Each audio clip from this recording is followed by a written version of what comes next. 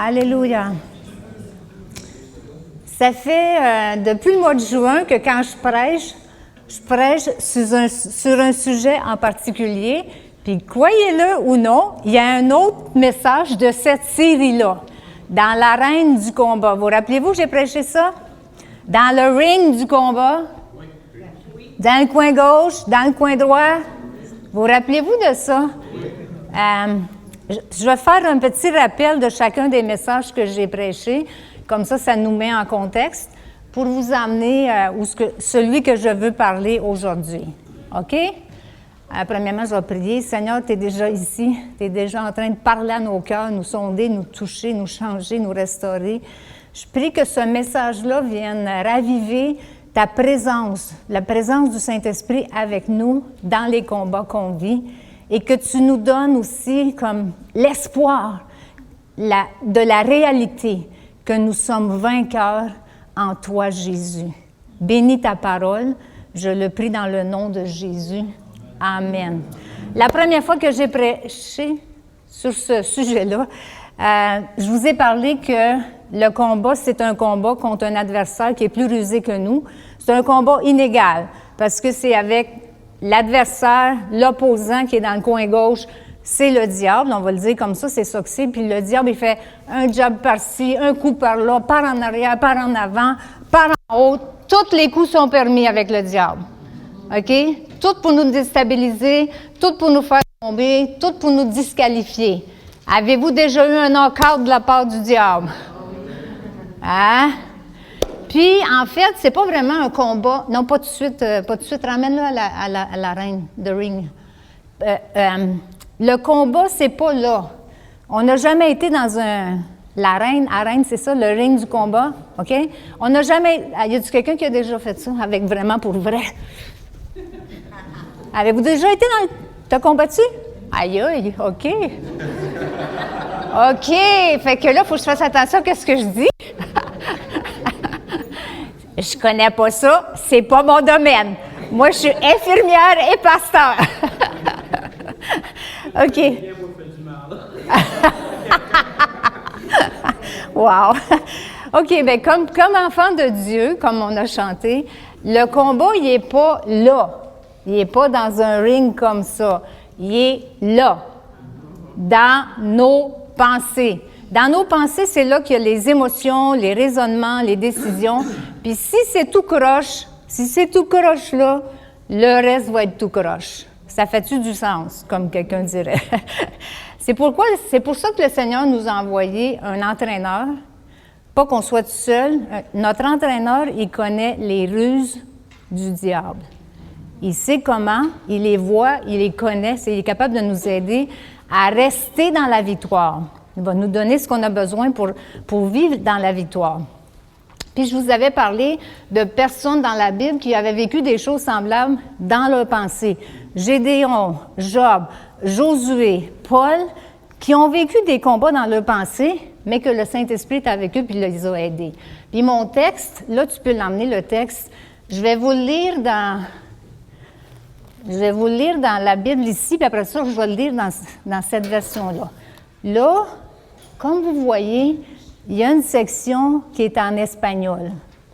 C'est parce que j'attendais Emmanuel et Élisabeth. Ils devaient venir, parce que je voulais bénir Élisabeth, parce qu'elle ne comprend pas beaucoup ni le français et un petit peu l'anglais. Je voulais lui faire du bien. Fait que occupez-vous pas de cette section-là, OK? Fait que je vais vous lire avec la version ici, second 21, puis après, je vais vous le lire avec cette version-là. Ça, c'était notre texte de base, OK? Ça dit « Car les armes avec lesquelles nous combattons ne sont pas charnelles, mais elles sont puissantes par la vertu de Dieu pour renverser des forteresses. Nous renversons les raisonnements et toute hauteur qui s'élève contre la connaissance de Dieu. Nous amenons toute pensée captive à l'obéissance de Christ. » Et dans cette version-là, qui est la Passion, la Bible Passion, ça dit « En effet, bien que nous vivons dans le domaine naturel, nous ne menons pas une campagne militaire en utilisant des armes humaines, en recourant à la manipulation pour atteindre nos objectifs. Au contraire, nos armes spirituels sont énergisés par la puissance divine pour démanteler efficacement les défenses derrière lesquelles les gens se cachent. Nous pouvons démolir toutes les fantaisies trompeuses qui s'opposent à Dieu et briser toutes les attitudes arrogantes qui s'élèvent au mépris de la véritable connaissance de Dieu. Nous capturons comme des prisonniers de guerre chaque pensée et nous insistons pour qu'elle s'incline à l'obéissance de Jésus, du loin. Des forteresses, c'est des arguments, c'est des théories, c'est des raisonnements, c'est de la logique qui est contraire à ce que Dieu dit. C'est ça des forteresses. Ça ne dit pas que ça dit de ce que Dieu dit. Quand je place mes pensées qui sont au-dessus de ce que Dieu pense et de ce que Dieu dit, écoutez bien ça, là. C'est comme si je dis à Dieu, je sais mieux que toi. C'est comme si je dis ça à Dieu. C'est comme si je lui dis, ce que tu dis, c'est pas vrai, parce que ce que je pense, c'est plus important que toi. Je répète ça, OK? C'est important de comprendre. Quand je place mes pensées qui sont contraires à ce que Dieu dit, au-dessus de ce qu'il pense et qu'il dit, c'est comme si je dis à Dieu, moi, je sais mieux que toi. La parole est la parole, puis c'est la vérité pure et simple. Puis si je sors en dehors de ça, je me place au-dessus de Dieu. C'est right, c'est comme une flèche, là. Hein? Mais c'est comme ça, tu sais. C'est comme si je dis à Dieu, c'est pas vrai ce que tu dis. Que ce que je pense, moi, c'est plus important. Mon but, c'était de nous faire réaliser que le combat est réel. Et c'est là que ça se passe. Mais que Dieu a envoyé Jésus pour nous donner la victoire. Il a payé le prix à ma place, puis l'ennemi a été défait. L'ennemi est défait. Dans le coin gauche, il est knock-out. Amen. L'ennemi, il est défait. Puis je vous avais parlé aussi que Dieu, Jésus, dans son amour, il a prié le Père de nous envoyer un aide, un consolateur. Puis le mot en grec, c'est paraklétos. Je vous ai présenté Monsieur Clète, Monsieur Paraclète. Un jeu de mots, là, OK? Le paraklétos, le Paraclète. Monsieur Paraclète. Je vous ai présenté que c'est lui que le Seigneur a envoyé, le Saint-Esprit pour marcher avec nous. Numéro 1. Numéro 2, je vous ai parlé, pourquoi je peux vivre dans la victoire? As-tu l'image qui vient après ça? Vous rappelez-vous, je vous avais montré un petit vidéo. Pourquoi je peux vivre dans la victoire? Pourquoi vous pouvez vivre dans la victoire? J'aime beaucoup cette image-là. Est-ce que vous pouvez me répondre? Pourquoi vous pouvez vivre dans la victoire? À cause de qui vous pouvez vivre dans la victoire? Oui, il y a une personne. C'est qui ça, la parole de Dieu? Ah, vous n'êtes pas convaincant, pas du tout. À cause de qui je peux vivre dans la victoire? À cause de qui je peux vivre dans la victoire? Jésus! Jésus! Pourquoi? Parce que c'est lui qui a été écrasé à ma place. C'est moi qui devais être broyé, écrasé. C'est à cause de Jésus, c'est grâce à Jésus, dites-le comme vous voulez, là. Mais c'est Jésus, c'est lui qui a été écrasé. Ésaïe 53, je vous ai parlé de ça, Ésaïe 53, ça dit... Cependant, ce sont nos souffrances qu'il a portées. C'est nos douleurs qu'il s'est chargé. Nous l'avons considéré comme puni, frappé de Dieu et humilié. Rappelez-vous, quand ils l'ont crucifié, il disait, « Il mérite ça. Sauve-toi toi-même, c'est de ta faute si tu es là. » Le monde pensait qu'il était frappé de Dieu, mais il était blessé pour nos péchés. Brisé pour nos iniquités. Le châtiment qui nous donne la paix est tombé sur lui. Et c'est par ses meurtrissures que nous sommes guéris. Ça va avec qu'est-ce que tu as dit ce matin. Et c'est par ce qui a été meurtri que nous sommes guéris. Alléluia. cette image-là, c'est des olives, puis c'est une meule, puis un autre meule, puis tu sais, l'âne, il tourne autour, puis la meule, elle broie les olives, puis elle broie, puis elle tourne jusqu'à d'huile. Mais l'huile, ça amène la guérison. OK? Fait que Jésus, là, il a été broyé, brisé, ça dit, blessé, il a été abattu, écrabouillé, écrasé, battu, blessé, brisé, cassé, concassé, déchiqueté, déchiré, harassé, harcelé, maltraité, meulé, moulu, pétri, pressé, rompu. Tout ça pour toi, pour vous, pour moi. Il a pris ma place. Alléluia. C'est moi qui devais mourir au calvaire. C'est moi qui devais payer pour mes péchés. Mais lui, le parfait, Dieu parfait, l'agneau parfait, il l'a fait à ma place, à ta place, à notre place. Je n'ai pas besoin de mourir sur la croix. Jésus l'a fait pour chacun de nous. Puis c'est la raison pour laquelle je peux marcher dans la victoire. Parce qu'il n'est pas juste mort. Il n'est pas resté mort. Il n'est pas resté dans le tombeau.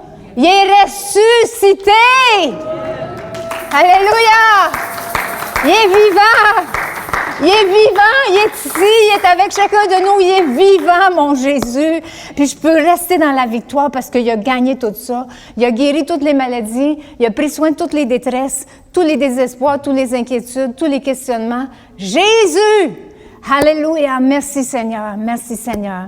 Et le numéro 3, c'était pour nous montrer que les raisonnements, les forteresses, il y en a dans le monde. C'est pas juste dans notre tête, là. On est outils environnés de toutes sortes de forteresses, des pensées qui disent « on est plus grand que Dieu ». Dieu n'existe pas. Nous autres, on pense meilleur. Ça ne prend pas un diplôme pour voir ce qui se passe dans le monde aujourd'hui puis savoir qu'on est pris dans ce qui se passe. Hein? A, B, C, D, E, F, G, H, I, J, K, L, M, N, O, P, Q, R, S, T, U, V, W, X, Y, Z. Il y en a plein! Plein! Puis cette fois-là, ce que je vous ai parlé, parce que moi, je trouvais ça extraordinaire, c'est des constellations. Qu'est-ce que ça vient faire dans les forteresses? Hein? Ouais. Mais savez-vous que les constellations, c'est l'idée de Dieu? Dieu a dit, c'est dans le livre de Job. Vous savez que Job, c'est un des plus vieux livres, hein? On dit que ça peut être, en tout cas, c'est un très, très, très vieux livre. OK? Puis Dieu dit à Job, parce qu'à un moment donné, Job attend, puis ses amis, puis à un moment donné, Dieu dit, OK, c'est à mon tour à parler. Puis il parle à Job. Puis là, à un moment donné, il dit, est-ce que c'est toi qui noues les liens des Pléiades? Est-ce que c'est toi qui détaches les cordages de l'Orient? Fais-tu paraître en leur temps les signes du zodiaque? Et conduis-tu la grande ours? Ouais. C'est Dieu qui a eu cette idée-là bien avant le monde, les signes du zodiaque. Savez-vous quand Dieu a créé les astres, les étoiles, il a mis tous les signes du zodiaque dans le ciel. Saviez-vous ça? Non, bien là, je vous l'apprends. Savez-vous quoi? Encore mieux. Avec les signes du zodiaque, il y avait tout le plan du salut écrit dans les astres. C'est-tu pas merveilleux, ça? Avant même que comment ça, stéthoscope, mais télescope, avant tout ça existe, tout le message du salut est écrit dans le ciel. Fait que le soir, il n'y avait pas de TV, il n'y avait pas de médias, il n'y avait rien pour se distraire. Le monde regardait les étoiles. Puis il voyait, quand c'était le temps, c'était telle constellation qui sortait, tel signe qui sortait. Puis le monde comprenait que Dieu y avait un plan pour sauver l'humanité. Ah, c'est wow! Ça, c'est Dieu. Alléluia. Le problème, c'est que le diable est venu tordre ça. À un moment donné, un monsieur Claudius Ptolémée, un astrologue, un astronome d'Alexandrie en Égypte, il a décidé que ça servirait à prédire le futur. Dans les années, je ne sais pas quoi, là, comme 1600, 1700. Mais ça fait déjà des siècles que Dieu y avait. Quand il les a créés, c'est avant même que le monde existe, Dieu y avait un plan pour montrer quelque chose à travers, pour montrer son salut à travers... Puis ça, c'était pour vous montrer comme des forteresses du monde. L'astrologie, comme on la voit aujourd'hui, c'est une forteresse, mais puis le diable est venu pervertir, mais le plan de Dieu, c'était pas ça. OK? Longue introduction pour vous amener au message d'aujourd'hui. Aujourd'hui, ça s'appelle une session avec le coach. OK? L'autre image. La proxima, por favor. OK? C'est ça que ça a l'air aujourd'hui. C'est ça que c'est aujourd'hui. OK? Vous allez embarquer avec moi où ce que je m'en vais. OK? Ça sort un peu de l'ordinaire, je le sais. OK? Vous êtes tous assis ici, là. Chacun de vous, vous êtes tous assis ici. OK? Puis moi, là, c'est une session avec le coach. Vous êtes chanceux, ça ne coûte rien. Une session avec le coach. Bien là, pour quelques minutes, vous allez me permettre d'être le coach. C'est qui le coach? Non, pas là. Le Saint-Esprit. Je veux vous parler comme le Saint-Esprit vous parle. Êtes-vous OK avec ça? OK? C'est pour nous faire comprendre quelque chose. Pour nous faire comprendre comment le Saint-Esprit, il veut nous faire voir des mensonges pour nous faire comprendre la vérité. On est tous assis sur le banc? Alors, j'ai pris des notes parce que je ne veux rien oublier. Là, je vous parle, mais je parle à la personne qui est assise sur le banc.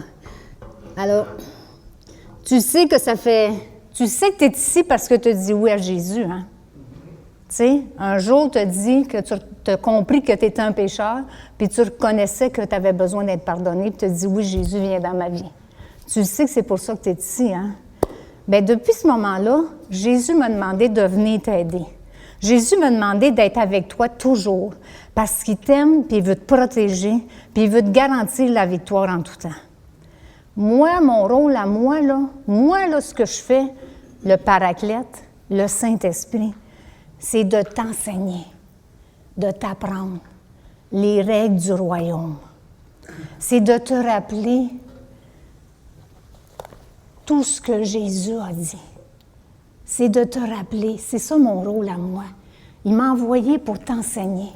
Il m'a envoyé pour t'apprendre. Puis peut-être que tu ne le sais pas, mais mon rôle à moi, c'est comme un professeur, un maître à tes côtés, qui marche avec toi, qui t'apprend, qui t'enseigne, qui te dit quoi faire, puis qui te dit quoi pas faire. Si tu veux m'écouter, tu vas voir, on va bien marcher, ça va être successful, ça va bien réussir. Qu'est-ce que je fais aussi, c'est que je te convainc. Je suis ici pour te convaincre. De quoi je vais te convaincre? Des fois que tu passes à côté de la traque, pour ne pas dire péché. Alors, je vais dire, parce que des fois, tu pêches, tu passes à côté de la traque, bien, moi, je suis ici pour te convaincre, pour te dire que tu ne devrais pas faire. Je suis ici pour te dire, t'encourager quand tu fais bien, puis je suis ici pour t'encourager ou te faire voir clair quand tu fais mal. Ça, c'est mon rôle à moi, le Saint-Esprit. Alléluia. Je suis aussi là pour te corriger. T'aimes pas ça? Il n'y a personne qui aime ça, se faire corriger. Mais tu sais pourquoi? C'est simplement parce que tu n'es pas encore rendu à l'image de Jésus. Tu ne ressembles pas encore parfaitement à Jésus. Alors moi, je suis ici pour t'aider à devenir de plus en plus comme Jésus. T'es-tu game? Êtes-vous game?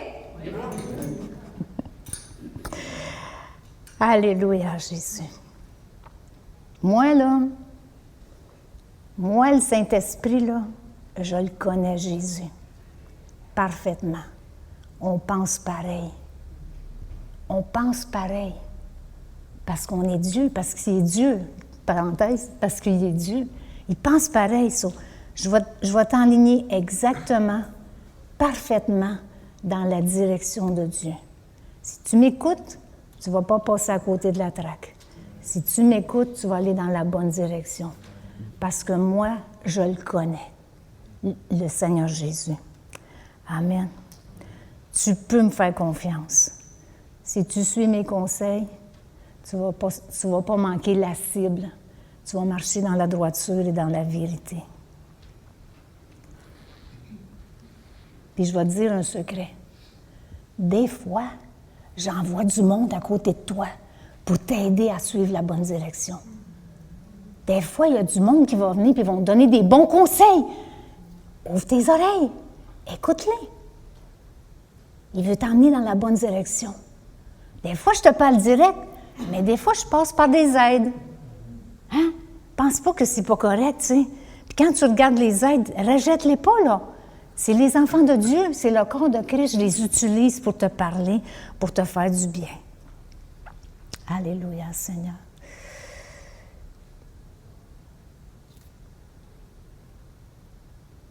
Je sais que tu aimes ça quand on dit de toi, « Hey, toi là, tu as passé du temps avec Jésus. Tu as passé du temps avec le Saint-Esprit, hein? T'aimes ça de faire dire ça? Bien, je veux t'aider encore plus. Je vais t'attirer encore plus à Jésus. Encore plus à écouter le Saint-Esprit. Encore plus à lire la parole. Encore plus à passer du temps. Parce que les gens vont voir que quand tu passes du temps avec nous, ça fait une différence. T'es pas pareil. T'es pas pareil. T'as plus d'amour, t'as plus de compassion, t'as plus de douceur, t'as plus de droiture, t'as plus d'intégrité, t'es honnête. Quand tu passes du temps avec moi puis avec Jésus, les gens vont le remarquer. Puis moi, je vais t'attirer encore plus à passer du temps avec nous. Alléluia, Jésus. Je sais que les hommes, ils disent qui s'assemblent se ressemblent. Mais c'est pas écrit dans ma Bible, là. C'est pas écrit dans la Bible, là. Mais les hommes disent ça. Bien, je t'encourage à passer du temps avec nous. Parce que plus que tu passes du temps avec nous, plus que tu vas ressembler à Jésus. Moins il va avoir de toi, mais plus il va avoir de Jésus. T'es-tu game? Oui. Une autre chose que Jésus m'a demandé de faire avec toi, c'est de t'instruire. Et puis, crois-moi, il y a beaucoup d'aspects à apprendre dans ta vie chrétienne. OK? Ta relation avec Jésus, je vais t'aider à grandir dans ta relation avec Jésus. Ta relation avec tous les gens autour de toi. Là, on est tout seul aujourd'hui, là. Mais quand tu sors de la session, là, il y a plein de monde alentour.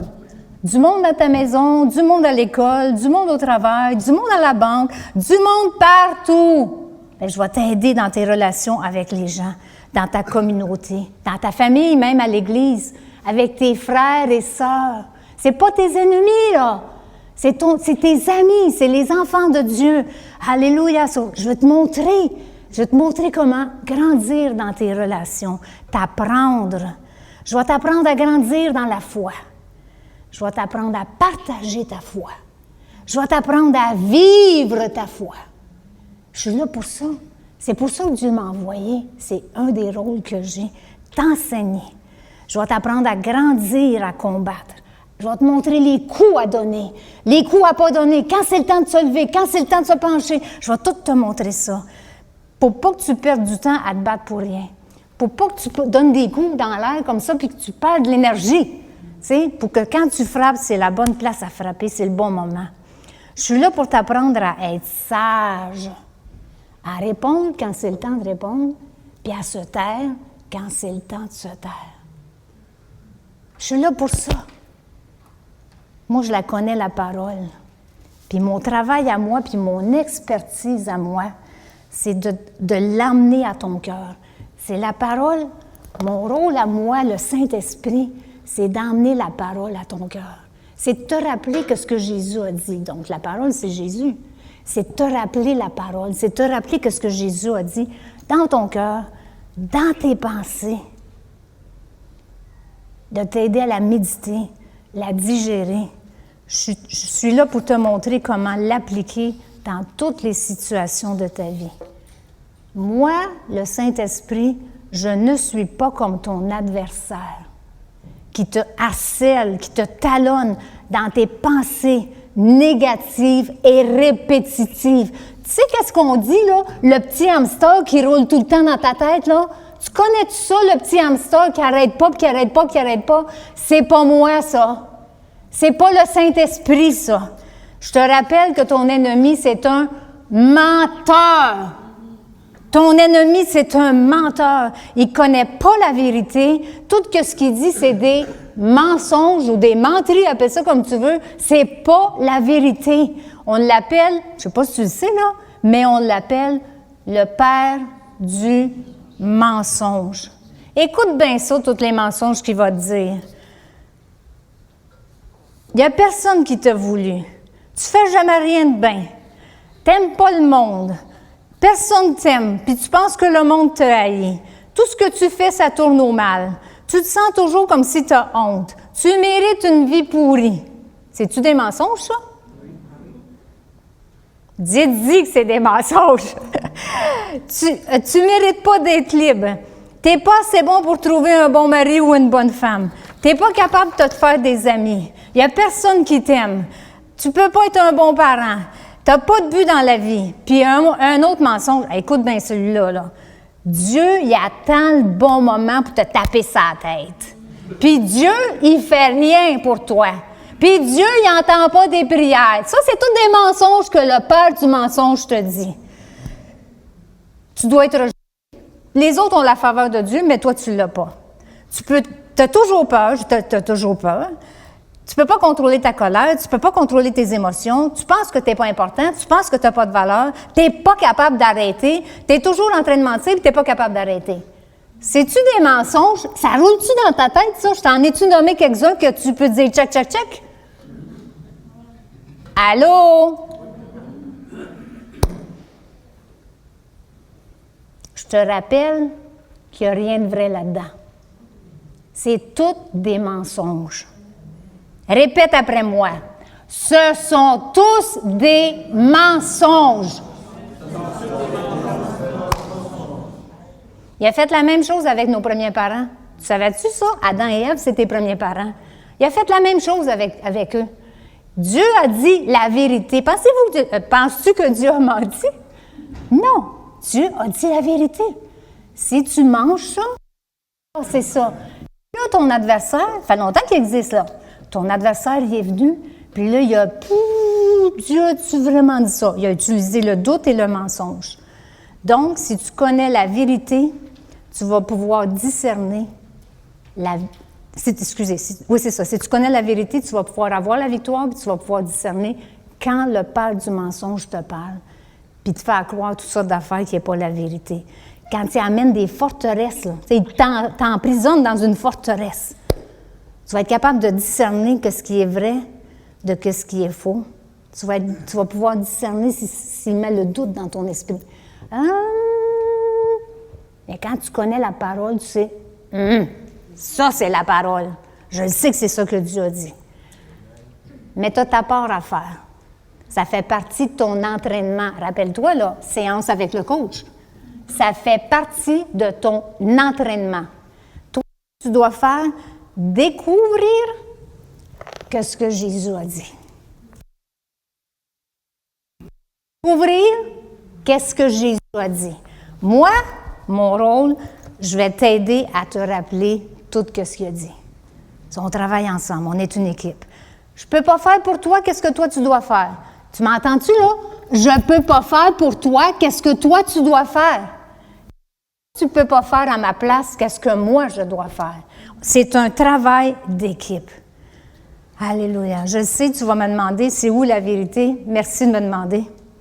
D'abord, la vérité, c'est une personne. La vérité, c'est une personne. Tu as tout compris? C'est qui? Jésus. C'est Jésus. Là, je vais sortir du coach, là, je vais vous lire un verset dans Jean.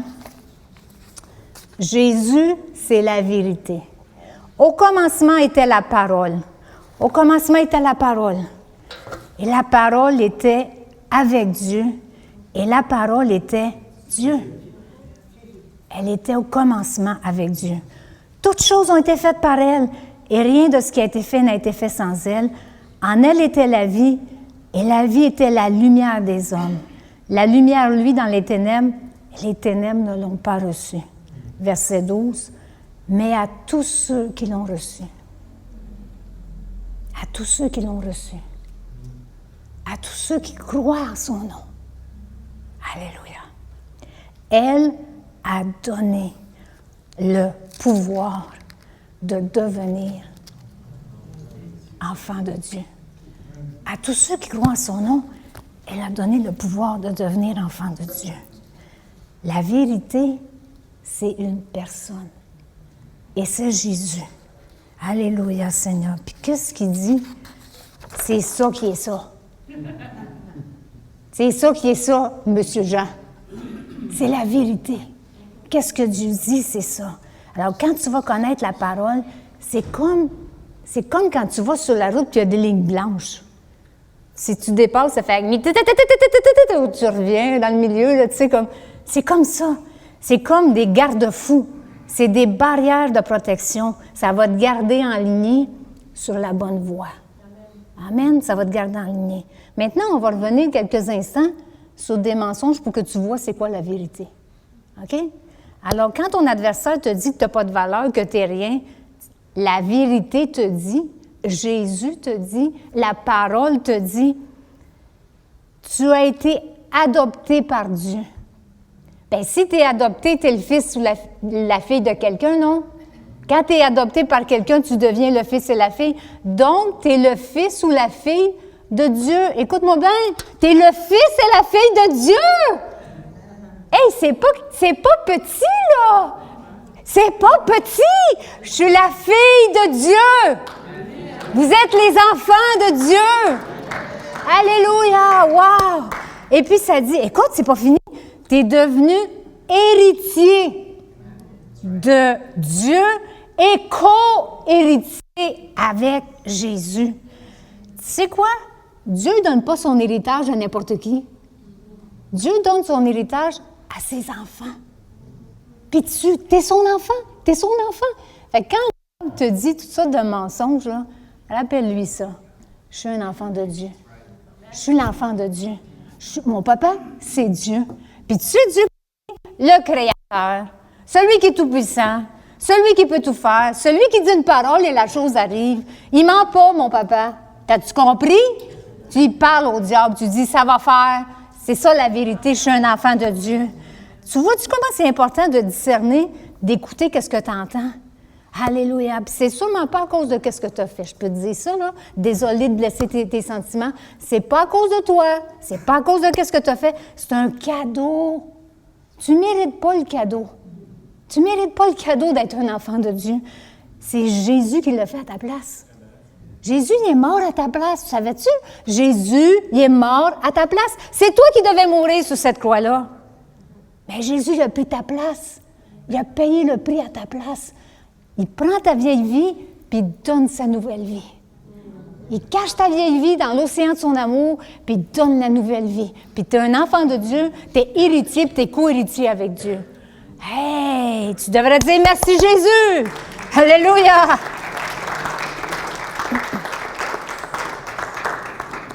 Dieu t'aime tellement, là, avant même que tu sois ici pour une session de coach, là, il était à ta recherche, à ta poursuite. Il te cherchait. Il te cherchait. Sais-tu pourquoi? Parce qu'il veut que tu vives avec lui dans son royaume pour toujours. Éternellement, pour toujours. Il ne veut pas que tu vas dans le lieu que c'est le feu éternel, la géhenne qu'on appelle l'enfer. Il ne veut pas que personne aille là. Il va faire tout pour aller te chercher. Il t'aime tellement. Alléluia. Dieu a un but pour toi. Peut-être que tu ne le comprends pas encore. Peut-être que tu vas t'aider à le découvrir. Tu vas le découvrir. On va le découvrir ensemble. Rappelle-toi une chose. Dieu ne change pas. Dieu est éternel.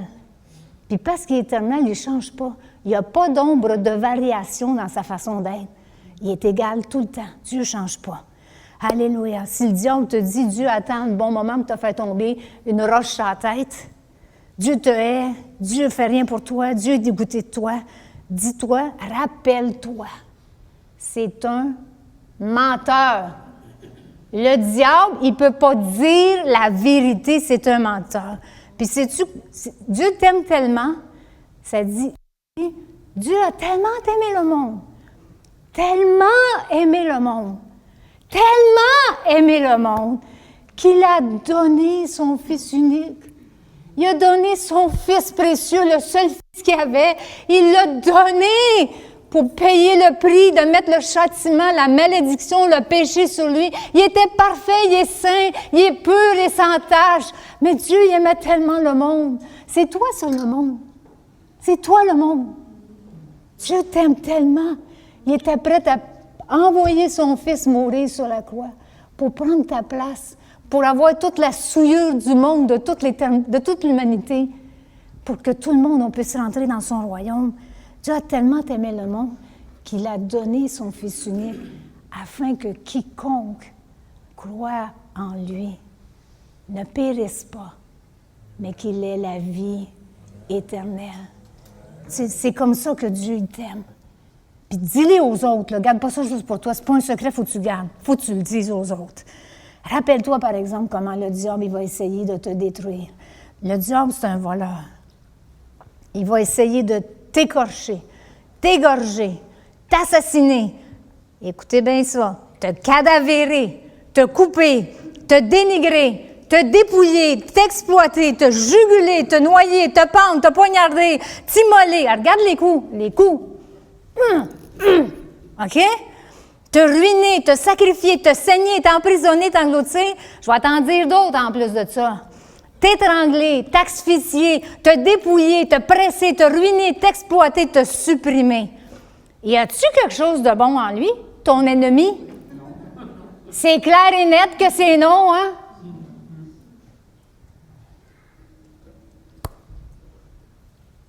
C'est-tu assez clair? Tu ne peux pas y arriver sans moi. Tu ne peux pas y arriver sans le Saint-Esprit.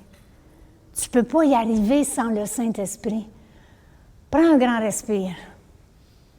Prends-en deux même. 2 grands respires. Avec moi, comme coach, je vais te montrer ses pièges, je vais te montrer ses stratégies pour chaque bataille. Et ensemble, on va avoir la victoire. Je vais te donner les instructions, tu vas obéir à ce que je te dis, puis on va faire une équipe redoutable, formidable. Amen. Alléluia, Jésus.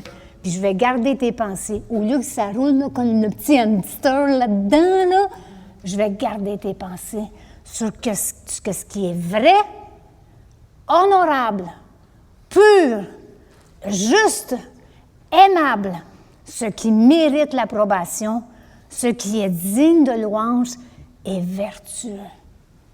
Je vais garder tes pensées sur tout ça. Je vais garder tes pensées sur qu'est-ce que Jésus a fait. Je vais garder tes pensées sur la parole. Je vais garder tes pensées sur la victoire. Alléluia. Es-tu prête à marcher avec moi? Es-tu prête à ce qu'on travaille ensemble? Amen. Alléluia. Fin de la session.